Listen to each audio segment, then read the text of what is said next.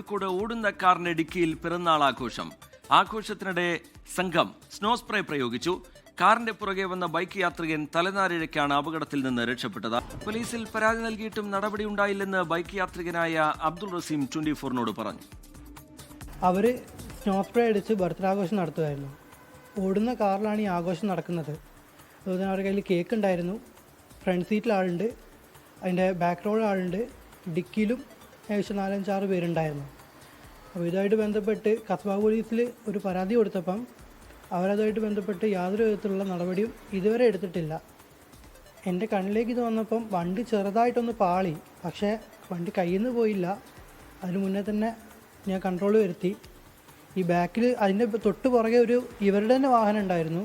അതിൻ്റെ മുകളിലേക്ക് ഈ സ്നോ സ്പ്രേ വന്ന് വീണിട്ടുണ്ടെങ്കിൽ വൈപ്പർ കംപ്ലൈൻ്റ് ആവുകയോ എന്തെങ്കിലും ചെയ്തിട്ടുണ്ടെങ്കിൽ കാഴ്ച മറക്കുന്ന രീതിയിൽ വന്നു കഴിഞ്ഞാൽ നേരെ ആ വണ്ടിയുടെ മുകളിലേക്കായിരിക്കും ഇത് ഇടിച്ച് കയറുന്നത്.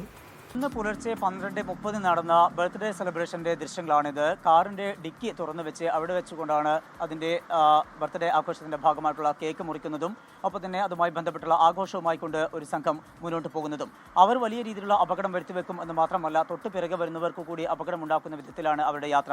പ്രധാനമായും അവരുടെ ആഘോഷത്തിൽ അവർ ഉപയോഗിച്ചത് സ്നോ സ്പ്രേ ആണ്. അത് ആ ചീറ്റുന്ന സമയത്ത് അത് തൊട്ട് പിറകിലുള്ള ബൈക്ക് യാത്രികനായിട്ടുള്ള കോഴിക്കോട് മാത്ര സ്വദേശി അബ്ദുൾ റസീമിന്റെ കണ്ണിലേക്കാണ് പതിച്ചത്. റസീം ബൈക്കിലായിരുന്നു പോയിക്കൊണ്ടിരുന്നത്.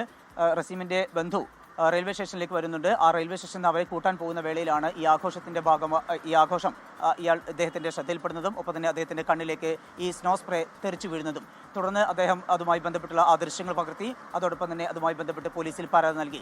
ഈ വാഹനത്തിന്റെ ഈ കാറിന്റെ നമ്പർ സഹിതമാണ് പോലീസിൽ പരാതി നൽകിയത്. പക്ഷേ ഇതുവരെയും ഒരു വിധത്തിലുള്ള നടപടിയും പോലീസിന്റെ ഭാഗത്ത് നിന്ന് ഉണ്ടായിട്ടില്ല.